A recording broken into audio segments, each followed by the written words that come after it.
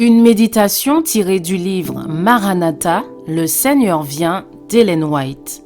30 mars. Une expérience profonde et vivante. Comment échapperons-nous en négligeant un si grand salut qui, annoncé d'abord par le Seigneur, nous a été confirmé par ceux qui l'ont entendu?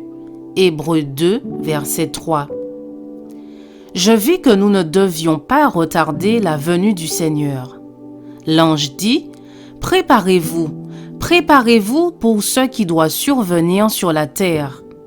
Que vos œuvres correspondent à votre foi. » Je vis que notre esprit doit s'appuyer sur Dieu, que nous devons exercer notre influence en faveur de Dieu et de sa vérité.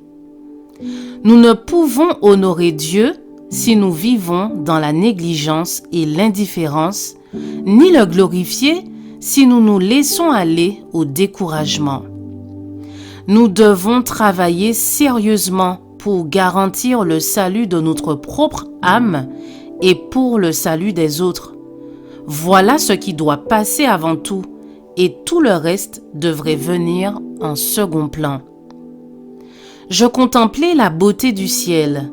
J'entendis avec ravissement les chants des anges proclamer louange, honneur et gloire à Jésus. Je pus alors vaguement percevoir l'amour prodigieux du Fils de Dieu. Il abandonna toute la gloire qui était la sienne dans le ciel et fut si désireux de nous sauver qu'il accepta avec patience et humilité les outrages et le mépris dont les hommes le comblèrent.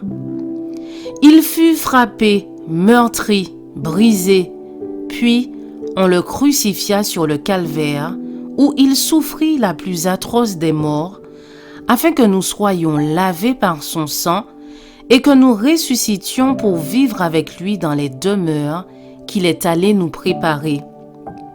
Là, nous jouirons de la lumière et de la gloire du ciel, et nous unirons nos voix au chant des anges. Je vis que le ciel tout entier s'intéresse à notre salut. Et nous, serions-nous indifférents?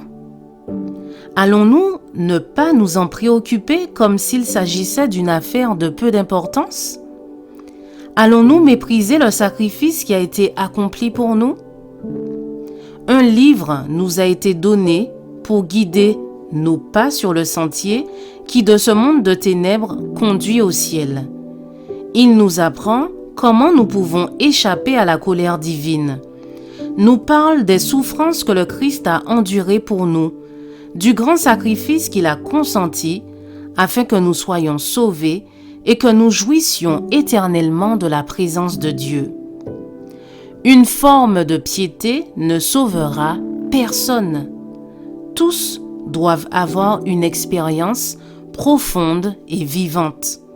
C'est la seule chose qui les sauvera dans le temps d'angoisse. Ensuite, leur travail sera examiné afin de voir de quelle sorte il est et s'il est d'or, d'argent et de pierres précieuses. Ils seront cachés dans le secret de la tente du Seigneur. Je vous souhaite une excellente journée et que Dieu vous bénisse.